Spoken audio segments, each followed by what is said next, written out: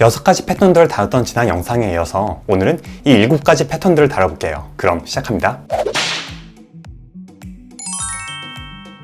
퍼스트 패턴은 객체 지향 언어를 사용하는 프로그래밍을 코딩하시는 분들이라면 아마 사용해보신 적이 있을 거예요. 여러 클래스의 객체들을 복합적으로 사용해야 수행할 수 있는 작업들이 있죠. 내가 있는 곳에 주소를 출력하기 위해서는 지오로케이션 객체로 현 위치의 좌표를 얻고 인터넷 커넥션 객체로 인터넷에 연결해서 위치 정보를 제이슨 형태의 문자열로 받아온 다음 인터넷 연결을 종료해주고 받아온 문자열은 제이슨 클래스로 데이터형 객체로 바꿔서 이걸 인자로 주소를 담을 맵 객체를 생성하고 도류명 또는 집원 주소를 출력한다고 가정하죠. 이런 작업이 여러 곳에서 이루어져야 한다면 누군가 여러분에게 퍼스트 패턴을 알려주지 않아도 이것들을 하나의 메소드로 만들고 그걸 돌리는 클래스를 하나 만들어서 여기서는 이 클래스의 객체를 생성하고 이 메소드를 실행하면 위의 작업들이 이 코드 한 줄로 실행되도록 할 수 있겠죠. 작업을 할 때마다 이 클래스들 하나하나에 접근해서 일일이 객체를 만들고 또 그것들을 하나하나 연결하고 하는 건 정말 비효율적이니까요. 이 클래스의 생성자나 내부의 이 변수들에 값이 들어가는 방식은 정해져 있는 게 없으니까 필요에 따라 맞게 프로그래밍 하시면 되고요. 중요한 건 이 작업을 실행하는 사용자 측에서 이런 복잡한 연결 과정을 알 필요가 없도록 이 구현부는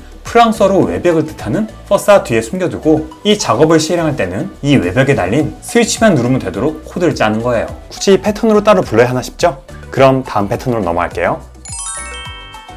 템플릿 메소드 패턴이란 어떤 같은 형식을 지닌 특정 작업들의 세부 방식을 다양화하고자 할 때 사용하는 패턴이에요. 대대로 전통 약과를 만드는 가문이 있어요. 약과를 만드는 데는 반죽을 만드는 과정, 반죽을 기름에 튀겨내는 과정, 그리고 시럽을 바르는 집청 과정이 있죠. 이 세 과정을 어떻게 하느냐에 따라 다양한 약과들이 만들어질 수 있을 거예요. 지난 화에 다뤘던 전략 패턴에서는 이 방식들을 각각 갈아 끼워 넣을 수 있는 모듈화된 형식으로 따로 만들었죠. 템플릿 메소드 패턴은 이와는 달리 다양화된 방식을 각각 자식 클래스에서 오버라이딩하는 방식으로 구현하는 거예요. 그러면 객체 지향의 단순한 상속일 뿐인데 왜 패턴으로 따로 구분한 거지 의아하실 수 있어요. 템플릿 메소드에서 상속은 일정 형식이 있어요. 부모 클래스에서 전반 과정을 수행하는 메인 메소드가 있고 그 과정 가운데 세부 메소드가 있어요. 메인 메소드를 호출하면 실행 중에 이 세부 메소드들이 호출되는 형태죠. 자식 과정에서는 그 세부 메소드를 오버라이딩 하는 거예요. 약과 가문의 부모님이 약과를 만드는 과정을 반죽, 튀기기, 그리고 집청으로 정해놨어요. 이 전체 과정은 자식들이 바꿀 수가 없어요. 이게 달라지면 약과가 아닌 게 돼버리는 거죠. 하지만 이 세부 과정 하나하나는 자식들이 자기만의 스타일로 개발해서 다양한 약과들을 발전시켜 나갈 수 있는 거예요. 감이 오시죠? 코드를 살펴볼게요. 앱에서 위치 정보를 제공하는 기능에 네이버 지도와 카카오 지도를 둘 다 사용할 수 있도록 탭으로 구분된 기능을 두려고 해요. 각각 탭을 누르면 해당 서버에 접속해서 받아온 지도로 화면을 보여주고 지도에서 현재 위치로 이동하는 거예요. 어떤 지도를 쓰든 이 세 과정은 이 순서대로 모두 반드시 실행해야 하는 거죠. 네이버 지도와 카카오 지도는 서로 완전히 다른 API이기 때문에 이 기능들을 구현하는 코드도 상이해요. 이 두 탭의 기능을 맵뷰 추상 클래스에서 상속받은 네이버 맵뷰와 카카오 맵뷰 클래스로 각각 만들어 볼게요. 추상 클래스와 추상 메소드에 관해서는 지난 영상에서 다뤘었죠. 맵뷰에서 이 셋을 직접 구현하지는 않기 때문에 이 메소드들은 추상으로 선언만 해두고 이 셋을 차례차례 실행할 init map 메소드만 이처럼 구체적인 구현을 해놓을 거예요. 이 메소드는 자식들이 건들면 안 되는 거죠. 맵뷰에서 상속한 이 클래스들에서 이 세부 메소드들을 각각 구체화해서 각각 네이버와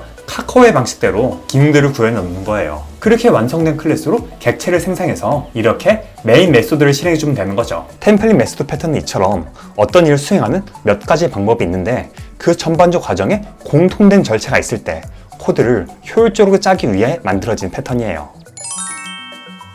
특정 클래스의 객체들이 할 수 있는 일을 여러 가지 두고 각 객체마다 사용자가 원하는 대로 골라시키거나 기능들을 필요에 따라 장착할 수 있도록 할 때 데코레이션 패턴이 사용돼요. 종스코어 슈팅 게임들을 보면 전투기가 아이템을 먹거나 레벨업을 할 때마다 공격 시 발사해야 되는 무기들이 추가되는 걸 흔히 볼 수 있죠. 전투기, 파이터 인터페이스를 살펴봅시다. 공격 버튼을 누르면 실행되는 어택 메소드가 있죠. 이 인터페이스를 적용한 X윙 전투기는 어택을 호출하면 기본적으로 탄환을 발사해요. 이 전투기가 아이템을 먹을 때마다 공격할 때 발사되는 것들이 추가되도록 할 거예요. 먼저 추상 클래스로 파이터 데코레이터를 만듭니다. 변수로 파이터 객체가 들어있고 이를 생성자로 받아서 지정해줘요. 어택 메소드를 호출받으면 스스로 뭘 실행하는 게 아니라 이 변수로 받은 파이터 객체에 어택 메소드를 실행합니다. 이 추상 클래스들로부터 상속받은 이 새 클래스들을 만들게요. 오버라이드된 메소드에서 슈퍼 메소드를 실행한다는 건 상속해준 부모가 해당 메소드에서 하는 것을 그대로 실행한다는 의미인 거 알고 계시죠? 이 어택 메소드를 실행할 경우 일단 부모가 어택하는 방식 그대로 공격을 하고 그 후에 자식이 나름의 공격을 실행하는 거죠. 자, 아직은 이것들이 어떻게 사용될지 감이 안 오실 거예요. 일단 그냥 X윙 객체를 만들어서 실행을 해봅시다. 여기 지정한 대로 그냥 탄환이 한번 발사되죠? 여기에 레이저 공격을 추가해 볼게요. 레이저 데코레이터 객체를 생성자의 X윙을 넣어서 생성을 하고 실행을 해봅니다.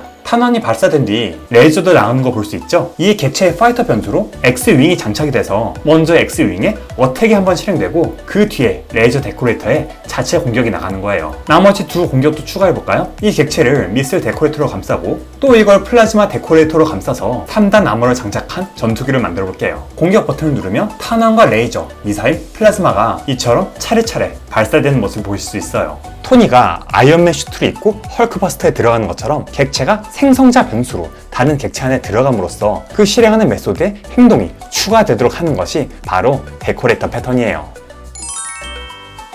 감기에 걸려서 약국에 갔어요. 감기약을 사러 왔다고 하니까 약사가 약 10몇 가지를 집어와서 계산대에 늘어놓더니 이건 무슨 제약에 뭐고요? 이건 어디에 뭐고요? 하나하나 집어들고 설명하고 있어요. 고객은 짜증나겠죠? 아니 그런 자세한 건 모르겠고요. 그냥 열나고 기침나는데 드는 약으로 주세요. 팩토리 메소드 패턴은 다른 패턴들에 비해 코드 자체는 이해하기 수월할 거예요. UI 요소, 컴포넌트란 추상 클래스를 상속하는 버튼, 스위치, 드롭다운 클래스들이 있어요. 이 콘솔 클래스에서 이 세 변수들을 이 클래스들 중 하나씩 선택해서 값을 넣을 거예요. 단순하게 하려면 이처럼 U 생성자를 사용해서 해당 클래스들을 여기서 직접 불러내서 객체를 생성하고 값을 대입하면 되겠죠. 여기에 팩토리 패턴을 적용하면 이처럼 어떤 다른 클래스, 팩토리 안에서 주어진 조건에 따라 적절한 것을 생성해서 반환값으로 나오는 객체를 값으로 넣어주게 돼요. 실전 코딩 경험이 많지 않은 분들은 이해하실 거예요. 아니 다른 패턴들은 써서 뭐가 편해진지 알겠는데 이건 굳이 왜 이렇게 하는 거지? 팩토리 패턴은 크게 두 가지 효용을 가져요. 이 객체들을 생성하는 코드는 여러 곳에 있을 수 있죠. 그런데 만약 이 생성자가 변경되고 나면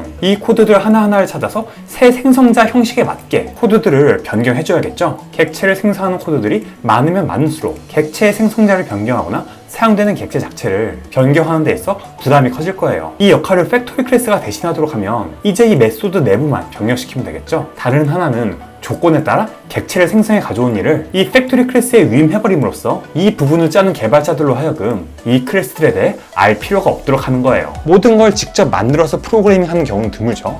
안드로이드나 스트링 등 이미 현존하는 프레임워크 위에서 기존에 만들어진 라이브러리, 클래스들을 활용해요. 특정 종류의 기능들에 사용될 수 있는 클래스들의 종류가 많고 복잡할 때 이를 사용하는 개발자 측에서는 이들을 다 알 필요 없이 약국에서 약사에게 증상을 얘기해 줄 때처럼 클릭할 거, 온오프 토글할 거, 펼쳐서 고를 거 이렇게 사용할 객체의 조건들만 인재로 넘겨주면 이에 적절한 클래스를 찾아 객체로 생성해 넘겨주는 일은 팩토리가 알아서 처리하는 거죠.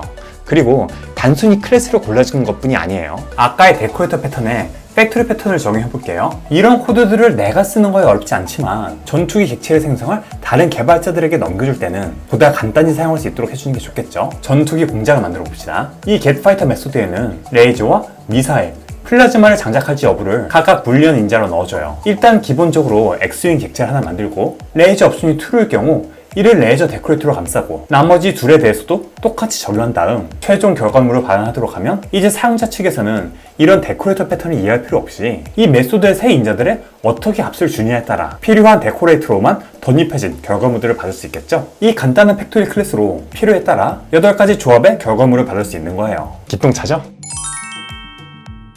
추상 팩토리 메소드 패턴은 이 팩토리 메소드 패턴에 한 단계 더 추상화가 입혀진 패턴이라고 보시면 돼요.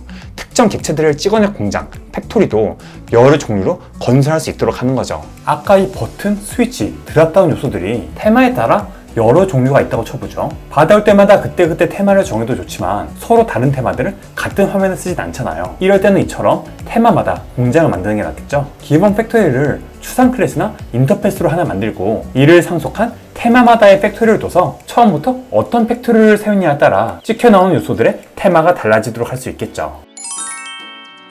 거래처들의 서비스를 제공하는 회사에서 새로 제품을 출시하거나 약관을 변경하거나 할 때 거래처들의 하나하나 연락을 돌리겠죠. 회사 규모가 작을 때는 대표가 일일이 하겠지만 성장하면 이를 담당하는 부서나 외주 업체를 둬야 할 거예요. 어떤 클래스의 객체에서 특정 이벤트가 발생할 때마다 연결된 다른 클래스에 알려야 하는 경우들이 있어요. 이런 앱 화면이 있다고 가정해요. 이걸 눌러서 리스트 또는 갤러리 모드를 토글하면 리스트 뷰와 갤러리 뷰 중 하나는 보이고 하나는 감추고 데이터를 받아오는 객체에는 새 모드에 맞게 다운로드 명령을 다시 내려줘야겠죠. 이를 패턴 없이 코드로 짜보면 머드 변경 담당하는 머드 스위치라는 클래스에 그의 영향을 받은 이 세 클래스들 리스트 뷰와 갤러리 뷰, 데이터 다운로드를 모두 객체를 생성해서 변수로 등록해요. 하나하나에 이렇게 직접적으로 연결이 되는 거죠. 그리고 이처럼 모드를 다른 것으로 바꿀 때마다 이것들의 하나하나 모드 변경에 따르는 함수로 호출하는 코드를 일일이 작성해줘야 하는 거예요. 만약 앱에 기능과 요소들이 추가되면서 모드에 영향을 받는 클래스들이 늘어난다면 그 코드들을 계속해서 이 모드 스위치 클래스에 하나하나 다 추가를 해줘야겠죠. 중간에 이것들이 동적으로 추가되거나 제거되는 기능도 이런 형태로는 작성하기가 꽤나 번거로울 거예요. 미디에이터 패턴은 이처럼 특정 이벤트에 반응해서 관련된 다른 클래스들에 알려주는 일을 미디에이터, 중지자 역할을 하는 클래스에 전담시키는 거예요.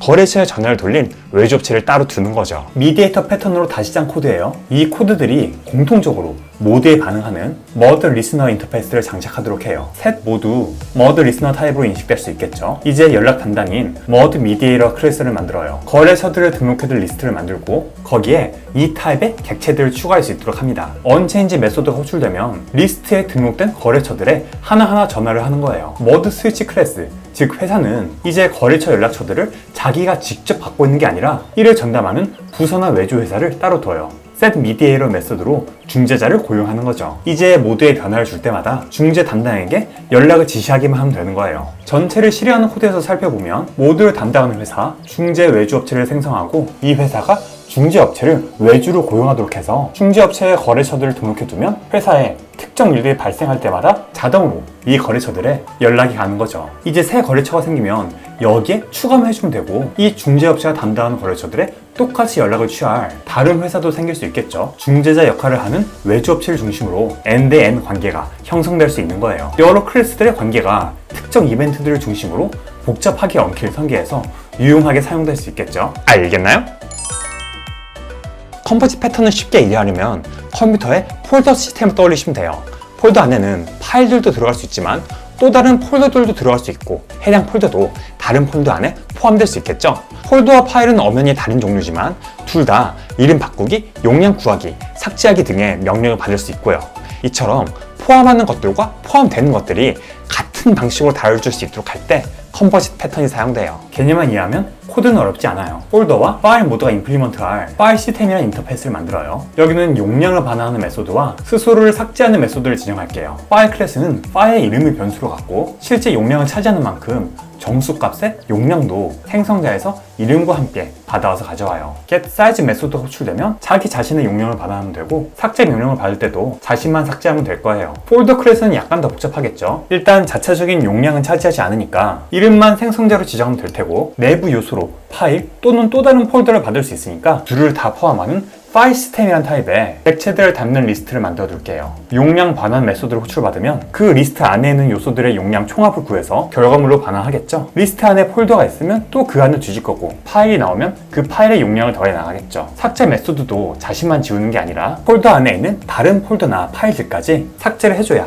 메모리를 다 비울 수 있을 거예요. 이렇게 파일과 폴더를 구현했으니 이걸로 시뮬레이션을 돌려볼까요? 학교 폴더를 만들고 1학년, 2학년 폴더들도 만들어서 학교 폴더에 넣어줘요. 입학 사진 파일은 1학년 폴더에 넣으면 되겠죠? 2학년 때부터 진지하게 공부를 시작했는지 1학기, 2학기 폴더가 2학년 폴더에 들어갔네요. 1학기 강의 계획서를 1학기 폴더에 넣어주고 2학기에는 프로젝트 폴더를 만들어서 드래프트와 결과물 파일들을 각각 넣어줬어요. 이제 학교 폴더에 용량을 구해볼까요? 자료 구조에서 배웠던 트리를 탐색할 때처럼 내부 가지들을 다 돌면서 용량을 더한 뒤 전체 용량이 반환되는 걸 볼 수 있죠. 폴더를 삭제하는 과정도 똑같이 이루어져요. 이걸 발전시켜서 내부 파일을 검색하거나 하는 등 다양한 기능들을 구현할 수 있겠죠. 이런 간단한 코드들로 이런 시스템을 구현할 수 있다는 게 정말 기똥차지 않나요? 지난 영상부터 총 13가지 객체 지향 패턴들을 알아봤어요. 이 내용들을 쭉 따라오시면서 개념을 이해하셨다면 다른 패턴들을 마주쳐도 문제없이 학습해 나가실 수 있을 거예요.